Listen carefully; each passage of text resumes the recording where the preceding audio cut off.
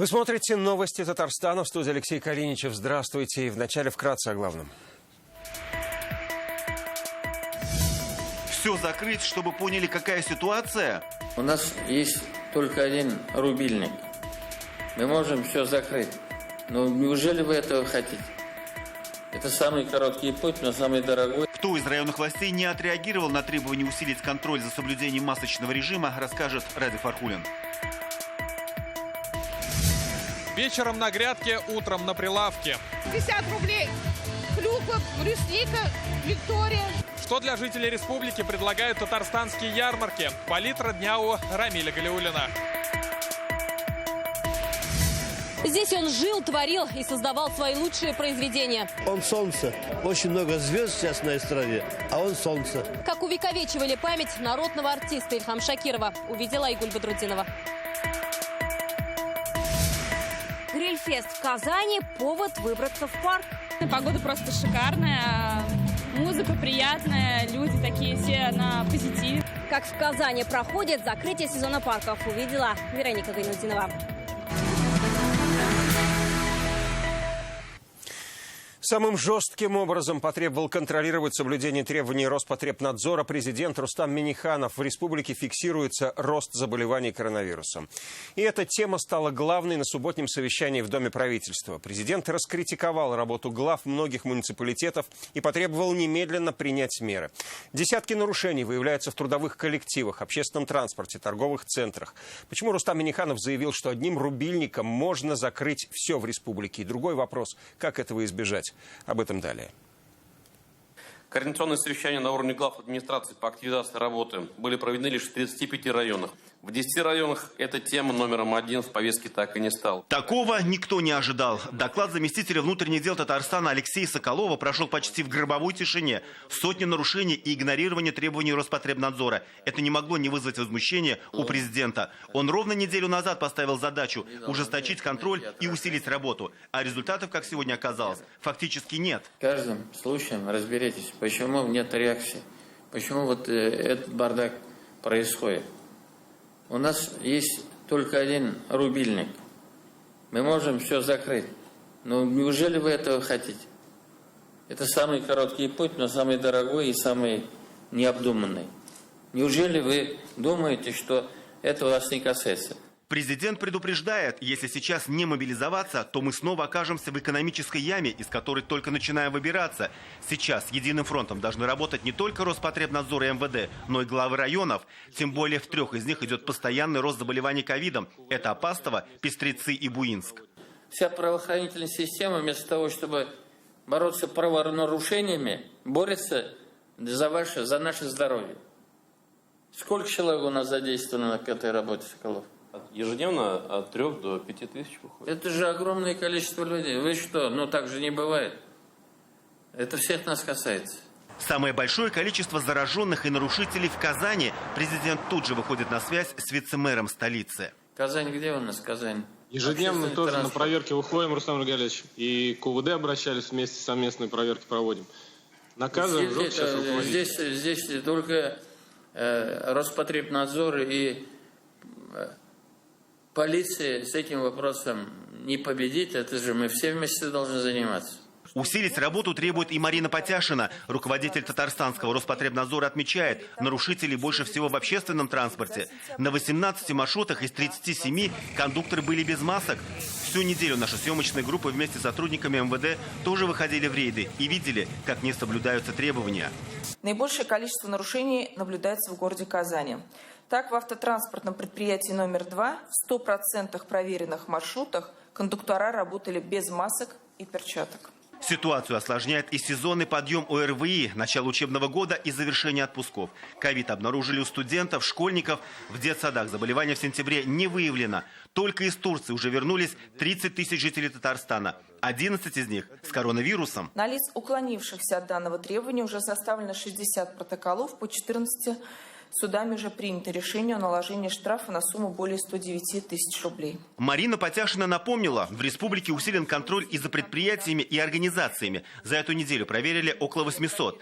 Из 127 трудовых коллективов, где были зарегистрированы случаи заболевания, 83, а это 65%, были выявлены нарушения, которые могли привести к инфицированию сотрудников. Всех нарушителей ждет административный штраф. Радик Фархулин, Вероника Гайнудинова, Марат Хусаинов, ТНВ «Казань». И сегодня в Татарстане подтвержден 79-й случай смерти от коронавируса. 73-летний пациент был госпитализирован в 7-ю Казанскую больницу с двусторонней пневмонией. Мужчина страдал хроническими заболеваниями. За сегодня в Татарстане выявлено 27 новых случаев COVID-19. 4 из них завозные. 23 человека получают лечение дома. Как сообщает республиканский штаб, большинство пациентов от 30 до 50 лет. Всего в стране выявлено 9859 заболевших, на 400 больше, чем накануне. Больше трети заразившихся в Москве. Среди других регионов с наибольшим приростом идет Ростовская область – 219 случаев, Нижегородская – 199 и Воронежская – 177. Капремонт многоквартирных домов в Татарстане выполнен на 85%. Сейчас работы идут в 52 общеобразовательных организациях, в 3 дошкольных учреждениях, ремонтируется несколько спортивных объектов и учреждения здравоохранения. Глава Минстроя доложил и о подготовке к отопительному сезону. 100% тепло есть в больницах, школах и детсадах, объектах культуры. Отапливается 99% многоквартирных домов. Татарстан будет бороться с ДТП усилением дорожных патрулей. Что еще готовит ГИБДД водителям? Читайте сегодня в интернет-газете «Реальное время». Вечером на грядке, утром на прилавке. Тонны картофеля, мяса и молока привезли сегодня в города на ярмарке фермеры специально к декаде пожилых. Для них чаепитие и угощение. Продукты раскупают всего за несколько часов. Что купить, как успеть и сколько стоит, расскажет Рамиль Галиуллин. 250 рублей. Клюква, брусника, Виктория. На прилавках все краски осеннего урожая. Без химии и добавок. Все со своего огорода. В агропромпарке на ярмарку в честь Дня пожилых продукты привезли фермеры из Арского, Кукмарского и Лаишевского районов. Вот и у прилавков Рафиды Минулиной сегодня много людей серебряного возраста. 41 год не продаю мясо на ярмарке. Люди все берут, 3 тушь продаем мы всегда. А еще картошка за 17, лук за 15, молоко за 30. Цены ниже магазинных. Натурпродукты сегодня – товары повышенного спроса. 300 литров привезли, 100 осталось, 100 литров еще осталось. Разбирают много. Ну, все натурально, да. Почти полмашины уже купили. Где-где, а на сельхозярмарках с выбором тянуть нельзя. Очереди у прилавков с 6 утра. Пенсионеров угощают чаем и выпечкой. Радует. Особенно такая атмосфера, когда много народу, музыка, весело. Ажиотаж и в том зале, и здесь. Ну вот заготовки на зиму, лук, морковь. Кому что угодно, как говорится. Чаще всего овощи, естественно. Таких точек по городу 15. Все продукты проходят строгий контроль. Реализуется в основном молоко, мясо, овощи. Все это проверяется в районах. А по прибытию сюда, в Казань, еще раз, у нас на рынках, сами знаете, работают ветсанэксперты, они еще раз проверяют. Попробуйте вот один. Это уже Елабуга. Пенсионеры всегда любят быть первыми на ярмарках. Сегодня их особенно много. Постоянно на ярмарку выходим. Морковь, лук мы покупаем всегда здесь. В Нурлатах пожилым и угощения, и песни. После агрошоппинга горячий чай и выпечка. Еще приятный бонус. Покупки доставят на дом. Пришли на ярмарку, а получилось, что пришли на праздник. И концерт показали нам, и зазывают чаем, угощают. Каких только продуктов нету. В Мамадыше на центральной площади в честь декады пожилых установили корзины добра. Каждый мог оставить продукты, которые потом отвезут одиноким пенсионерам. Принесли мешками картошку, морковку, лук. Есть определенный список. Это 43 человека. Они проживают у нас в квартирах. Фермеры будут радовать татарстанцев свежими продуктами до самого Нового года. Рамиль Галиуллин, Ильшат Мухаметов, ТНВ, Татарстан. Если у вас есть интересные истории, присылайте их на наш WhatsApp. Его номер 8 987 420 0101. Сообщения принимаем круглосуточно. Ваши новости, присланные фото и видео могут стать репортажами в наших выпусках.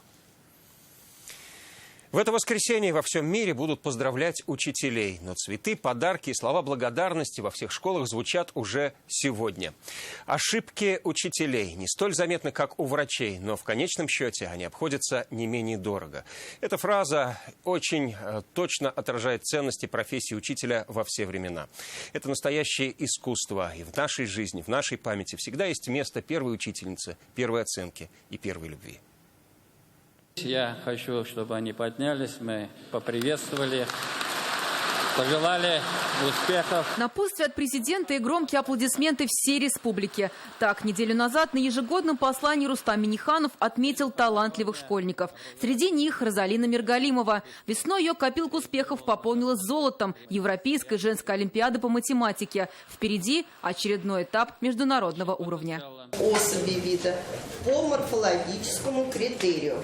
Но даже чемпионам никаких поблажек. Все как у обычных школьников. Помочь соседу не отстать по другим предметам, а кроме олимпиады готовиться к выпускным экзаменам. Как достичь своей цели? Этому Розалину научил преподаватель математики Нияз Накипов. Для ребят он стал другом и наставником. Терпение, желание заниматься своим делом. Чувствуется, что ему нравится его профессия, и это передается детям. Тут такая фигурка, да? Тут да, так, а это получается вот такая вот.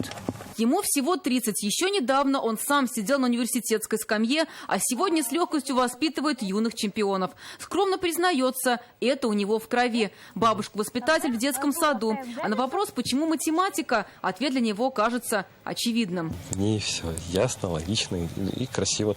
Детям Нияз Наилевич отдает время, силы и знания. И не боится говорить, что ученики переросли своего учителя. Для него это главное счастье.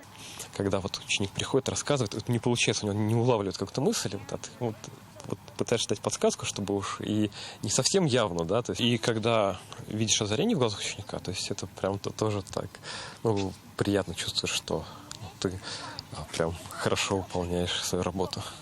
Это как бы результат качества вашей работы. Значит, вы работаете уже на уровне мировом. Многие годы он готовит ребят к спортивному программированию. Уже к 9 классу его ученики один за другим выходят на всероссийский уровень, а самые старательные – на мировой. Но для этого, как говорит Сергей Иванович, надо пахать. Ильдар Гайнулин, он, чтобы вырасти до мирового уровня, в 7-м пришел, 5 лет пропахал. И талант, естественно. В этом году казанский лицеист поступил в Канадский университет и продолжает брать золото чемпионатов. Господа, олимпиада не отменяется. Давайте, дорешивайте. В чем секрет? В особой методике, признается Сергей Михайлин. За 42 года стажа он не учит каждого. Он создает команду. Если ты одного будешь учить или двоих, а потом они ушли, и все, опять с нуля начинать...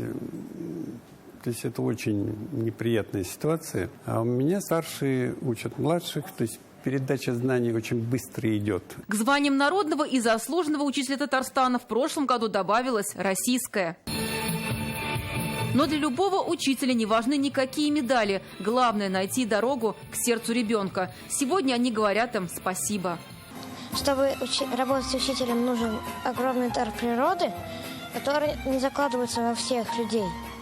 Он именно должен быть в этом человеке. В первую очередь мастер своего дела. Чтобы они многому чему смогли научить детей. Чтобы у них нервы были хорошие. Хороших учеников, конечно.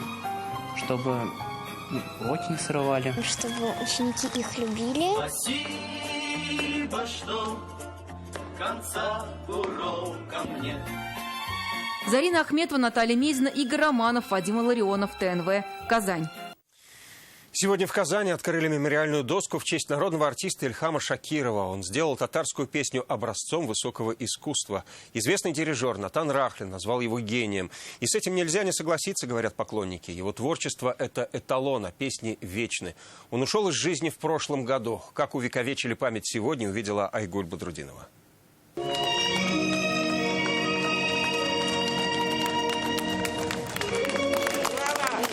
Увидел его задумчивым и вдохновленным. Теперь на стене детской музыкальной школы на улице Николаева есть доска памяти Ильхама Шакирова. Он жил в этом доме в самом центре Казани. Он эталон.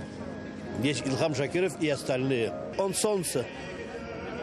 Потому что у нас очень много звезд сейчас на эстраде, а он солнце. мое детство связано с этим домом. Я помню, как раз Ильхам Абый сюда переехал.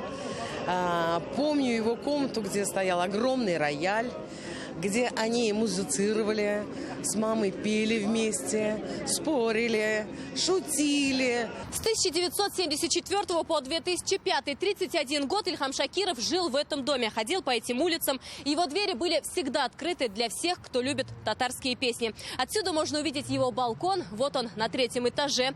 Выходя на него, великий певец наслаждался видами Казани и вдохновлялся творить и писать новые песни.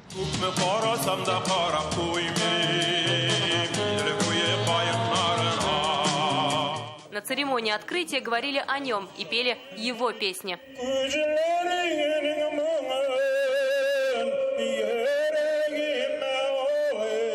Флёру Шакирову всегда говорили, что его голос очень похож на голос Ильхама. Он уверен, татарский монг передается из поколения в поколение. Он очень простой человек, даже слишком простой.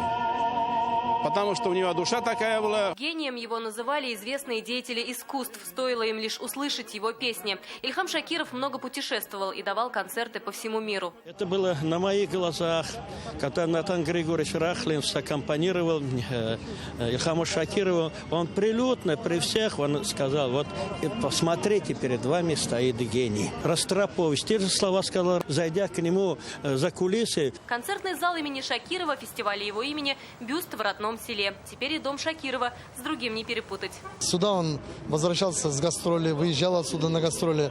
В 80-х, 70-х годах этот дом был знаменит среди жителей города Казани как Шакировский дом. Вот наподобие как дома Кекина, вот все таксисты, все жители нашего города знали вот этот сталинский дом. 15 октября в Новотатарском кладбище установят надгробный памятник. Его память продолжает жить в песнях.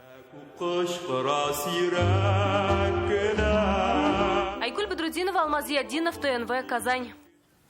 В Татарстане продолжается декада пожилых. Увидев героев нашего следующего репортажа, вы вряд ли согласитесь, что они бабушки и дедушки. 90, 60, 90 – это не модельные параметры, это возраст самых активных пенсионеров в Казани. Участницам проекта «Жизнелюбы» позавидует каждый. Почему? Увидела и удивилась Наталья Мезина. Их песня льется ручьем, а жизнь бьет фонтаном. У жизнелюбов расписан каждый день. Сегодня вокал, завтра танцы, а надо еще и внуков воспитывать. У Гульсины Рашидовны их 3. 40 лет проработала музыкальным руководителем в детском саду. Теперь в свои 60 открывает таланты в себе. Сейчас я даже стала ходить в театральный кружок. Да, здесь. Вы знаете, это что-то. Это для меня такое открытие. Я себя так вот открыла, что я сама себе удивляюсь. Готовы к любым авантюрам. Это уже занятие по Зумби Голд. Золотой возраст не помеха танцевать от души и для души. Настроение отличное. Мы приехали к вам в гости из Москвы. Шикарное тело, все оживает, легкое тело, свободное, очень красиво. Мы забываем о своих болезнях, о своем возрасте. Кстати, о болезнях здесь никто не вспоминает. Головные боли, повышенное давление и даже проблемы с лишним весом. Все как рукой снимает. Килограмм 5 я сбросила. За 2 года, да. Наблюдая, как зажигают эти девушки, трудно поверить, что занятия по зуме проходят всего 1 раз в неделю. В этой невероятной атмосфере просто невозможно стоять на одном месте. Хочется зажигать, как будто тебе снова 18. За заряд как физический, так и духовный в Доме культуры Константиновка отвечает директор Ирина Гутник. Она же и учитель танцев. За 2 года ее команда жизнелюбов выросла до 30 человек. Самой старшей ученице 78 лет. У нас Мария приходила к нам. У нее вообще есть проблемы со слухом и со зрением. Но как она все время говорила, когда прихожу к вам на занятия, я сразу все вижу и все слышу.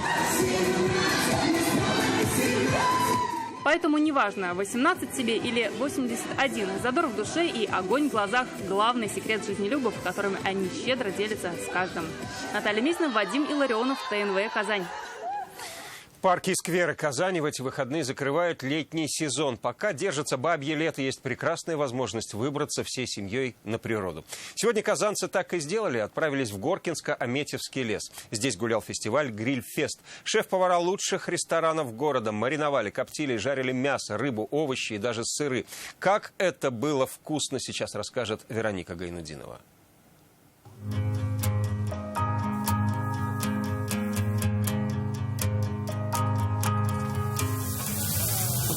Такие звуки обжарки. Это все очень мелодично, а еще очень аппетитно выглядит. Фестиваль «Грильфест» — это не просто вкусная еда, это прекрасный повод провести выходные в парке. Совместить приятное с полезным, а именно вкусную еду с солнечной погодой сегодня решили сотни казанцев. В лес они пришли с друзьями и семьями. Подумали, почему бы на выходных не сходить, не покушать вкусно, на природе, так сказать, не устроить последний пикник этого года. Жареные, копченые, мясо, рыба, овощи, сыры. Грильфест, значит, все на гриле и барбекю. Свиной стейк корейка, отбитый в мексиканских специях. Подается соусами, имеется в виду, с остренькими, либо с томатной сальсой, либо с домашним барбекю. На фестивале насыщенная программа, диджей-сеты, выступления кавер-групп Казани, детская зона, лекторий и мастер-классы от шеф-поваров.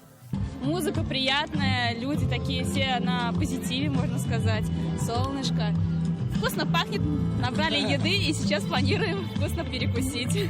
Сегодня такая хорошая погода, и у нас есть шанс погулять и провести замечательное время в этом парке. Вкусно покушать, с детишками поиграть. Атмосфера классная, да.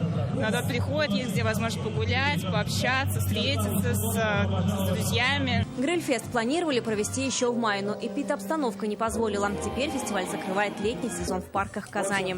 Мы стараемся соблюдать социальную дистанцию, мы просим всех не толпиться. Огромный Горкинско-Хамитский лес, всегда есть возможность куда уйти. На площадке огромное количество санитайзеров, поскольку мы все-таки за безопасность, и еда это всегда требует того, чтобы все было чисто и аккуратно. Насладиться этой атмосферой в Горкинско-Хамитском лесу можно будет и завтра, во второй день фестиваля. Кстати, обещают хорошую погоду. Вероника Гайнудинова, Рамзель Гарипов, ТНВ, Казань.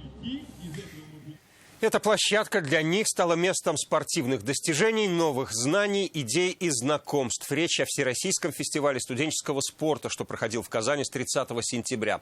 В столицу республики съехались больше 2000 участников. В эти минуты в деревне Универсиады идет церемония закрытия спортивного фестиваля. За ней следит наш корреспондент Лилия Кашфарова. Лиля, здравствуй. Что ждет лучших спортсменов?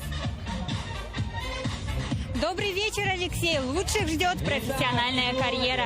Все участники в масках. Ситуация с коронавирусом вносит свои коррективы. Все правила соблюдаются, поэтому я тоже в маске. Но рядом со мной никого нет, кроме моего оператора, поэтому позвольте мне снять маску, чтобы рассказать подробнее об этом событии. Ребята уже сегодня начинают свою профессиональную карьеру под наставничеством олимпийской чемпионки Елены Исимбаевой.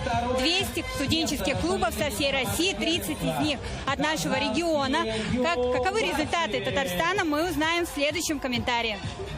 Хочу сказать, что из 200 клубов спортивных студенческих, которые приняли участие в этом фестивале, из 63 регионов, нашу республику представили более 30 клубов. Мы в победителях, это в соревнованиях баскетбол 3х3, команда КАИ, и волейбол. Мы в призерах, если не ошибаюсь, серебряные медалисты, у нас девушки, волейбол с КФУ. Которую мы обязательно должны сказать сегодня. На фестивале учат не только быть профессиональными спортсменами, но и работать со спортом профессионально. Как построить карьеру, как организовать события или фотосъемку. Зачем студенты приехали со всей России в Казань, мы узнали у них самих. Этот турнир, соревнования ССК, они объединяют всех студентов в одном месте. Это очень здорово. Это способ себя как-то развить как спортсмена. Я здесь нахожусь первый год, и мои товарищи уже находятся здесь не первый год. Кто второй, кто третий. И мне очень интересно здесь находиться. Море новых знакомств, полезных эмоций и, конечно же, знаний, впечатлений. Всего самое лучшее, что есть, это дает фестиваль. Несмотря на то, что вечер прохладный, обстановка горячая, олимпийская чемпионка Елена Исимбаева вручает сертификаты, кубки, медали и, главное, практику в профессиональных клубах. На этом у нас пока что все. Алексей, передаю вам слово. Спасибо, Лилия. У нас тоже на этом пока все. Еще больше новостей в наших социальных сетях ВКонтакте и Инстаграм. Прямо сейчас прогноз погоды и до встречи.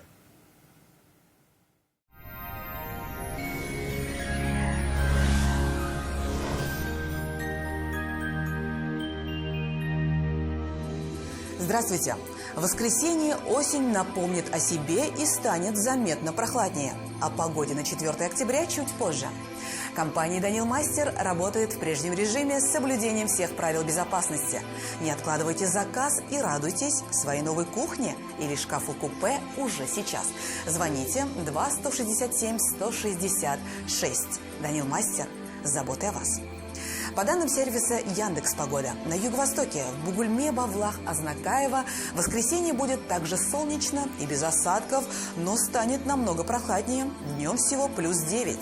На северо-востоке, в Нижнекамске, Набережных Челнах, Елабуге, также без осадков, но уже не так тепло, как накануне. Одевайтесь теплее, берегите себя. На севере Татарстана, в Агрызе, Менделеевске, Актаныше ясно, дожди не ожидаются, а похолодание придет и в этот район. На северо-западе, в Арске, в Кукмаре, Балтаси также станет прохладнее. Ночью местами заморозки на почве. В предстоящие сутки осень напомнит о себе и на юго-западе Татарстана, значительно охладив воздух, но продолжая радовать солнечными и сухими днями. В центральных районах, в Чистополе, в Альметьевске, Мамадыше ясно, но уже не так тепло. Вдоволь насладились мы прекрасными осенними днями. Но холодный атмосферный фронт остудил воздух, и в понедельник прохладная погода сохранится. Федеральная сеть медицинских центров «Доктор Ост» – лечение самых сложных заболеваний позвоночника и суставов без боли и хирургического вмешательства. За 12 лет в 10 городах России врачами клиники отменено более 39 тысяч операций. Артрит, артроз, грыжа, операция. Стоп! При боли в позвоночнике и суставах поспешите в «Доктор Ост». Самые грозные заболевания здесь лечат без операции и протезов. Новейшее оборудование и авторские схемы лечения. «Доктор Ост». Что, накипело? Да нет. Забудьте о накипи. Гейзер Макс работает в 6 раз дольше обычных фильтров.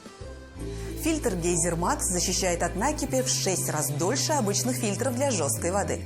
В очищенной воде сохраняются природные минералы и полезные микроэлементы – кальций, магний, калий. В Казани в воскресенье будет ясно и без осадков, но прохладно.